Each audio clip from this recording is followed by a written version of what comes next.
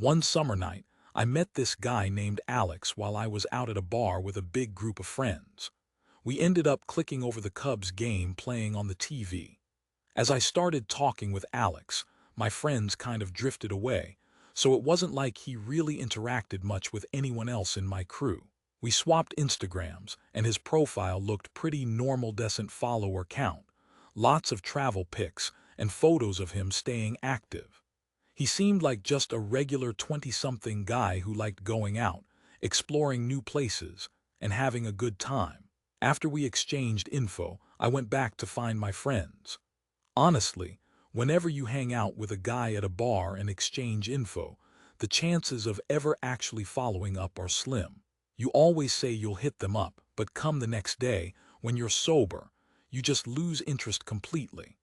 That Saturday, I went out again with my friends to this outdoor spot on the water for my buddy Tyler's birthday. I posted a story on Instagram showing us singing along at the bar for him. About an hour later, we wrapped up dinner and just hung outside near the bar, enjoying the night. Out of nowhere, I felt a tap on my shoulder. When I turned around, it was Alex. He threw me a quick smile and said that this was his favorite Saturday night hangout spot. I introduced him more confidently to my friends that time, saying, "You guys remember Alex." Even if they hadn't spoken much to him the night before, they had at least seen him. As the night went on, Alex stuck around for a while, which was cool because everyone was pretty drunk, him included, and we were all just having a good time. The next time I saw Alex was when he hit me up about going golfing on a hot summer day.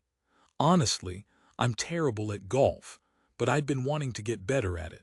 So when he asked me early that Sunday morning, I said yes right away, especially since it was just him and me. I tried recruiting a couple of my friends, but they were too hungover or just didn't want to get out so early. Alex and I just hung out and played 9 holes. It took us about 2 hours. Afterwards, we grabbed some food and I headed home to rest before work the next day. I saw him one more time after that at an outdoor event, and then he suddenly invited me on a hiking trip to Arizona. Arizona and the Grand Canyon had always been on my bucket list, so I checked my schedule, made sure I was free, and immediately said yes. I asked my buddy Tyler and some other friends if they wanted to come, but they turned me down, saying they couldn't get time off work or save enough money. Alex told me that he was going solo.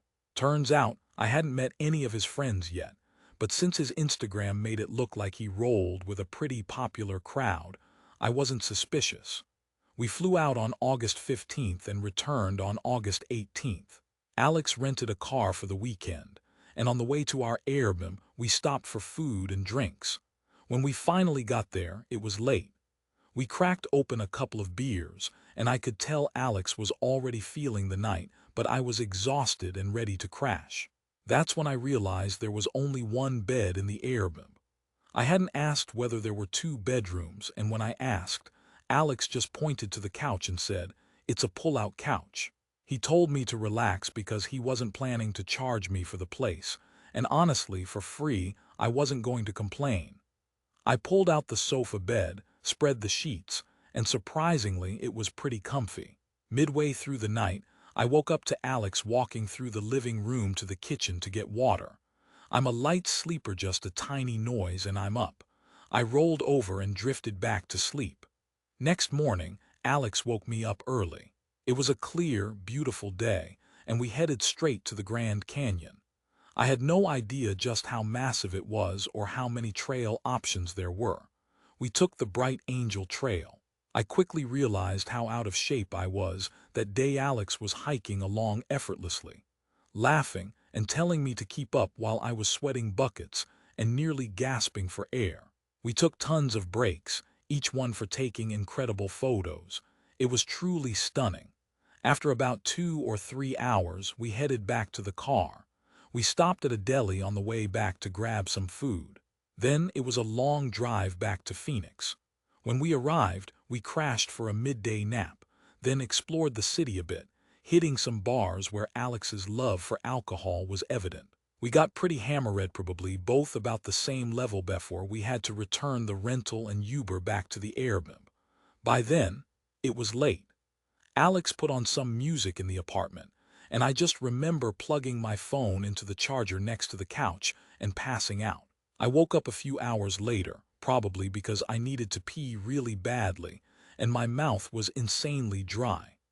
I got off the couch and headed toward the bathroom, but I heard a crack like something breaking under pressure. I looked around the dark room but didn't see anything.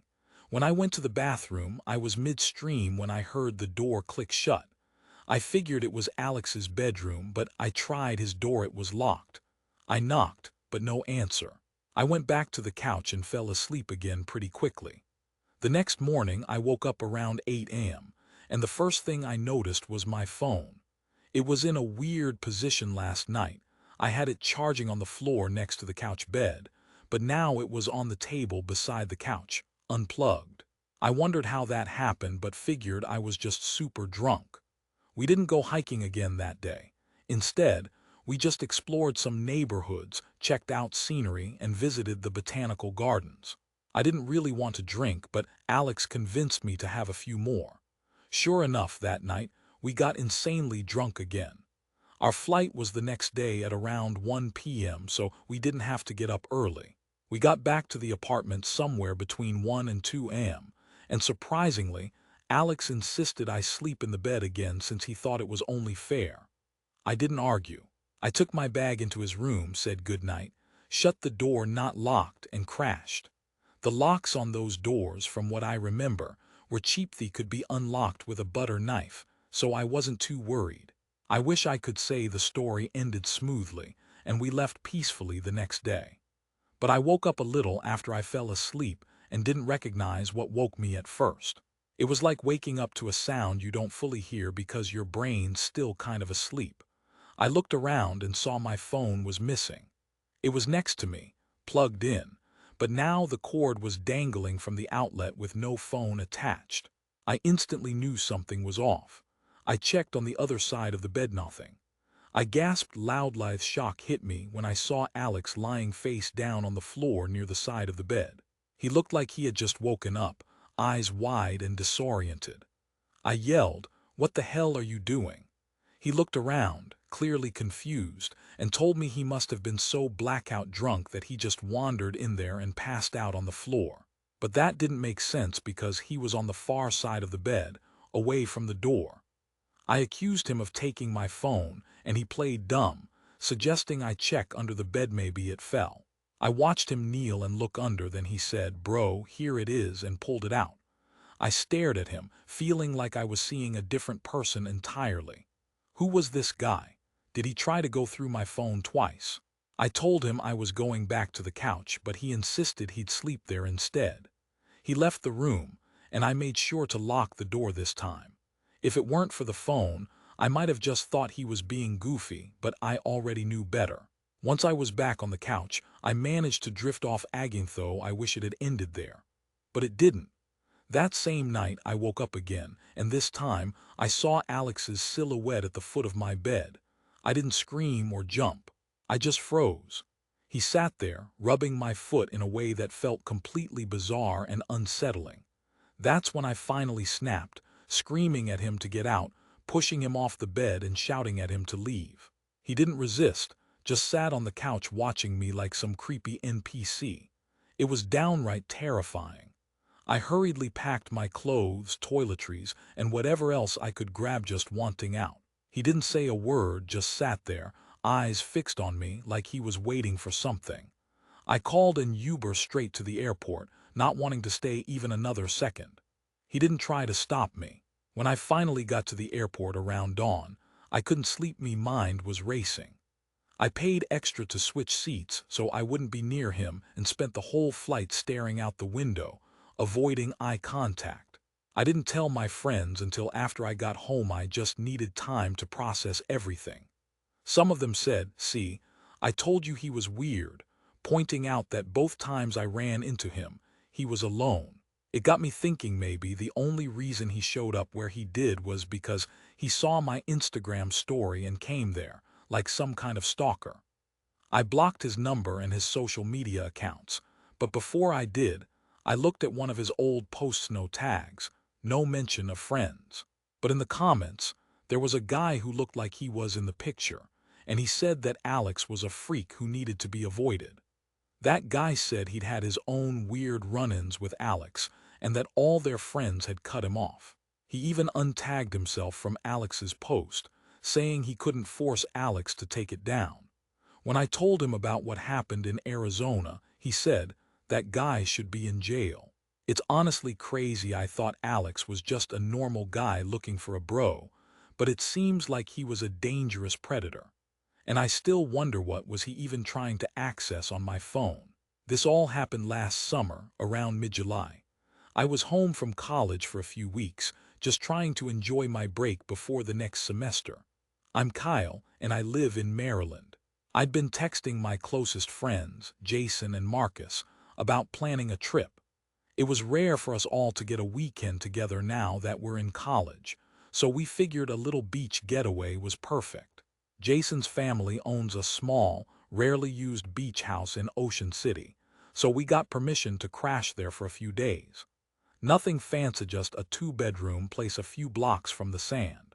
The idea was to relax, party a little, and catch up.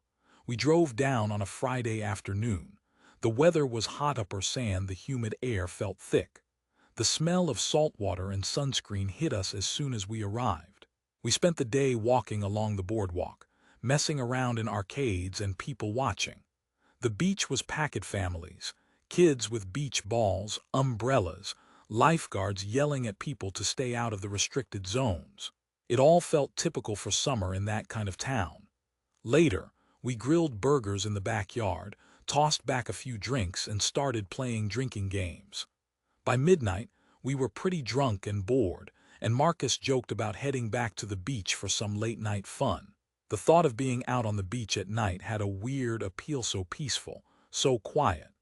We didn't bring much, just some hoodies, our phones, and a flashlight Jason grabbed from the kitchen. We weren't planning to swim, just walk along the shore and hang out. We headed down a side street to the boardwalk, then down the steps to the sand. Sure enough, the beach was almost completely deserted. The waves kept a steady rhythm, and the only light came from a few lamps and the moon behind clouds. It was almost impossible to see where the water ended and the sand began. We kicked our feet into the water, joked around, and took in the quiet. At one point, we sat near a lifeguard tower and looked up at the sky. That's when Jason suddenly sat up and said, "Hey, is that someone walking over there?" We all looked in the direction he pointed. At first, I didn't see anything, just a dark blur near the shoreline. But then, I saw a figure, just a silhouette walking slowly along the water's edge, about 50 yards away. We figured it was just another late-night beachgoer, maybe taking a stroll. But then we noticed something weird about how they moved. They weren't just strolling, they carried their arms stiffly, almost robotic, with odd posture, heads tilted down but not quite down enough to be natural. It seemed like they were staring at the sand or scanning the ground. We fell silent and quietly watched, feeling uneasy. Then suddenly, the figure stopped.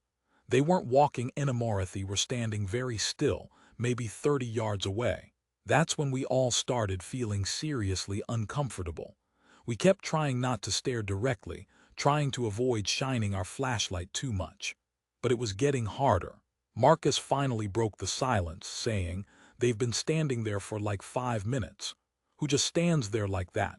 That's when Jason said, "He's not just standing looking at you, Kyle." At first I thought he was joking or messing with me, so I just laughed nervously and said, "Nah, he's looking at the sand." But Jason shook his head and said, "No, look closer. His head's tilted at you." That's when he shined the flashlight onto the figure. I didn't want him to do that, honestly, but he flicked on the beam. The light briefly hit the guy, revealing that he was almost pale grayish white with no shirt. His wet jeans clung to him and his arms hung limply at his sides. His head was at a weird, unnatural angle, not broken, but definitely strange. And his eyes, his eyes were wide open, almost bulging. The moment the light touched him, he suddenly charged forward. He went from standing still to sprinting directly at us, as if he'd launched himself. It was so unnatural I couldn't even process it all. Muscle, no build-up, just pure, frantic speed. We all screamed and ran like hell. We didn't look back, we just ran as fast as we could, pounding across the sand.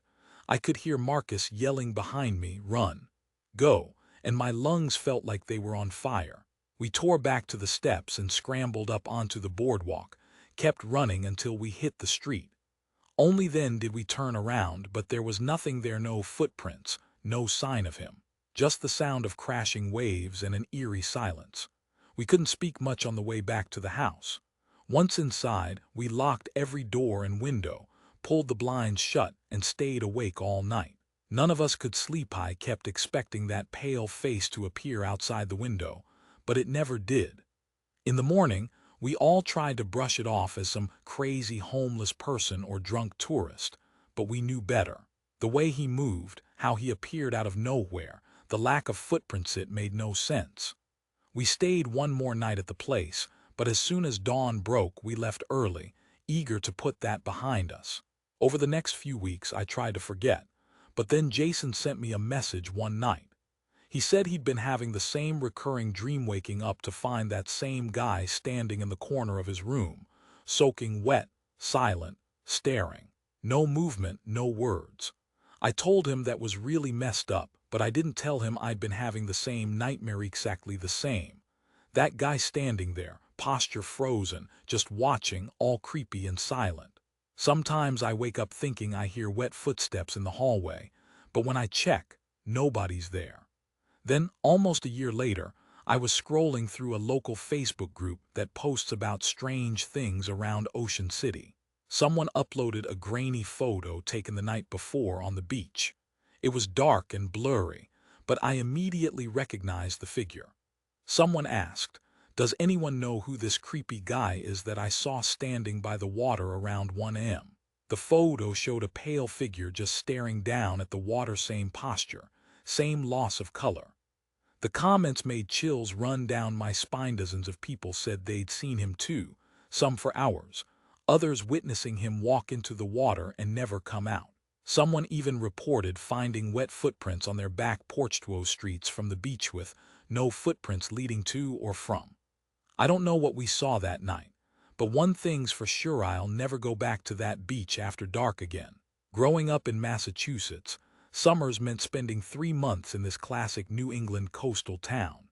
You know, the kind: old docks, salty air, small groups of friends doing all sorts of mischievous stuff after hours. I was 19 when all this happened, just fresh out of a dock boy job. As usual, I texted my friends about the plan, and I picked up my buddy, Ethan, who had a fake ID, to go buy some alcohol. We drank it on my family's boat, my favorite way to relax, flying around the little peninsula nearby, anchoring at some popular spots just to chill. It wasn't unusual, still daylight, beers flowing, music from one boat, people hanging out.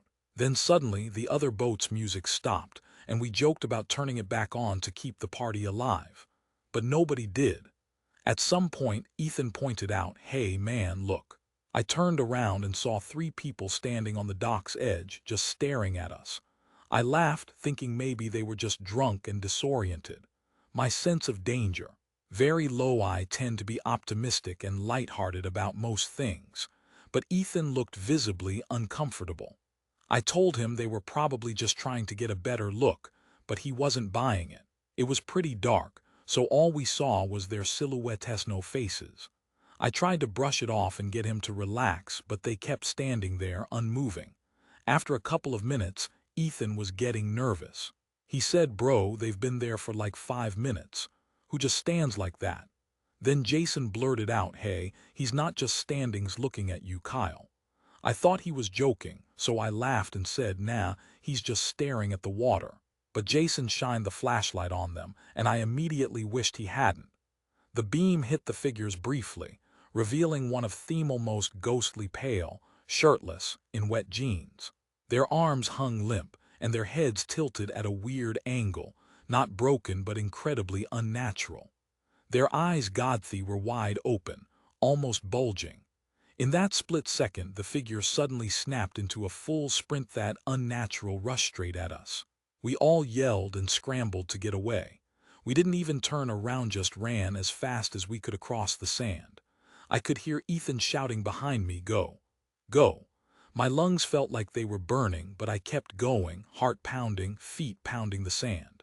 We made it back to the dock, scrambled up the steps, and took off into the street. When we finally looked back, the beach was empty, no footprints.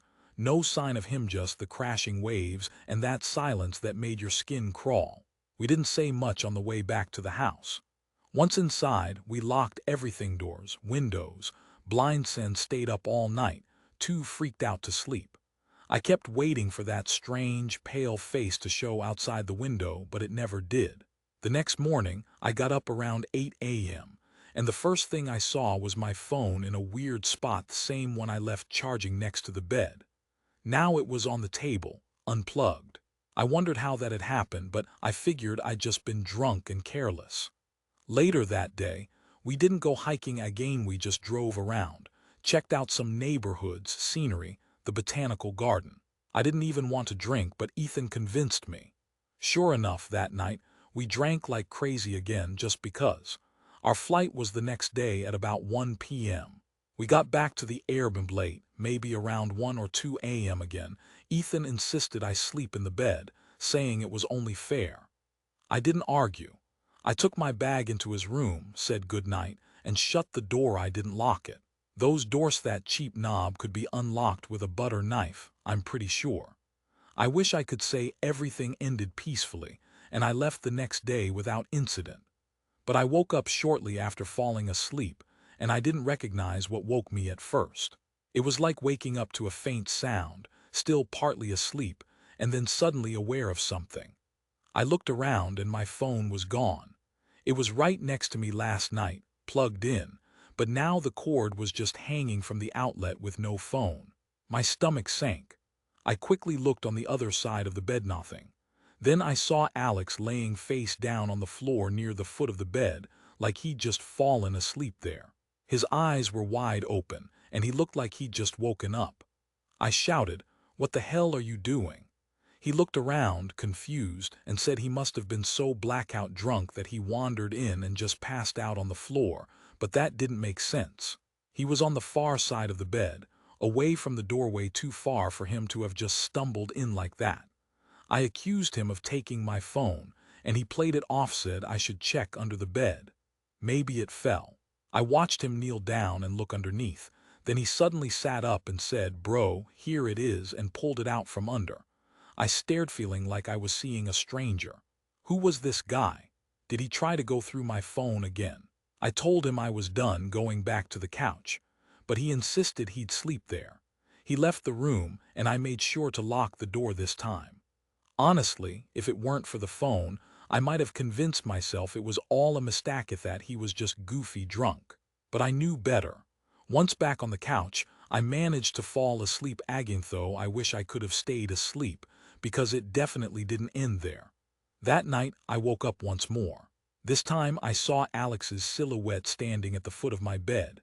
I didn't scream, I just froze, unnerved but somehow numb. He sat there, rubbing my foot in a way that felt completely off.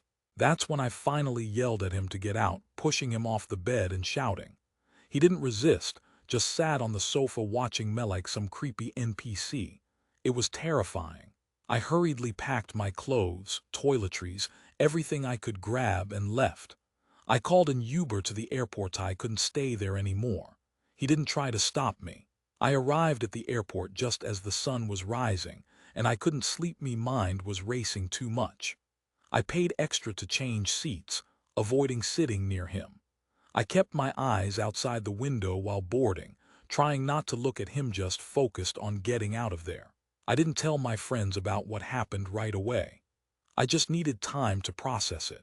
When I finally did, some said I knew he was weird and pointed out that both times I encountered him, he was a Lenino friends in sight. Maybe he saw my Instagram story and showed up because of that. I blocked his number and his account, but before that, I looked at one of his older posts. No tags, no mention of friends. But in the comments, someone said they'd seen him too, standing alone by the water at 1 a.m., just staring. Someone else saw him walk into the water and never come out. Others reported finding wet footprints on their Porcestuo streets away, with no footprints leading to or from. I don't know what we saw that night, but I know I'll never go back to that beach at night again. I grew up in Massachusetts, where every summer was spent in a small coastal town, classic New England scenery, salty air, old docks, and lots of mischievous adventures with my friends. I was 19, just finished working as a dock boy when all this happened.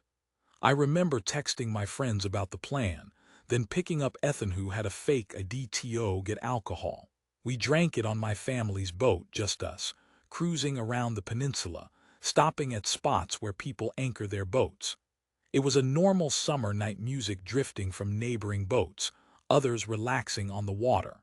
As the night wore on, the music from the other boats stopped, and we jokingly begged for them to turn it back on. But nobody did. Then Ethan pointed out, "Hey man, look." I turned around and saw 3 people standing on the dock's edge just staring at us. I chuckled, thinking they were just drunk, and told Ethan it was probably nothing. My sense of danger, pretty low. They were just silhouettes in the dark, no faces, just shadows. I didn't think much of it at first. After a few minutes, Ethan looked increasingly uneasy. He said, "Bro, they've been standing there forever." "Who just stands like that?" Jason, one of my friends, said, "Hey, he's not just standings looking at you, Kyle." I thought he was joking, so I said, "Nah, he's just staring at the water." But Jason shined his flashlight on them, and I instantly regretted it. A quick flash revealed one figure, shirtless in wet jeans, arms limp at his sides, head tilted at an unnatural angle, and eerie wide eyes. The moment the beam hit him, he suddenly took off, sprinting like nothing I'd ever seen. He went from standing still to full-blown charge in a flash, moving so fast it looked almost unnatural. All 3 of us screamed and ran like hell. We didn't look back, we just zigzagged across the sand, feeling adrenaline and pure fear. I heard Ethan yells, "Run, go," and my chest burned from pushing so hard. We sprinted up the steps onto the street, turning around only to see nothing. No footprints behind us, no sign of him. Just the crashing of the waves and intense silence. We kept quiet on the walk back to the house. Once inside, we locked everything up tight, pulled the blinds, and stayed up all night, things feeling totally off. I kept expecting to see that ghostly face staring into the window, but it never happened. By dawn, I was wrecked. I woke up at 8, and my phone was in yet another strange position, completely unplugged from the charger. I had no idea how that happened. We didn't go hiking the next day, just drove around town, checked out neighborhoods, scenic spots, and old botanical gardens. I didn't want to drink much, but Ethan talked me into it. Was persistent. Before I knew it, we were back to our old drunken selves. Our flight was at 1 p.m., so we left early the next morning. I remember getting to the airport around dawn, exhausted, mind racing, and I paid extra to change my seat away from him. I stared out the window during the flight, avoiding his gaze, desperate to block out everything. I didn't tell anyone right away. I just needed time. When I finally shared it, some friends just said, "Told you he was weird," noting he was always alone when we bumped into him.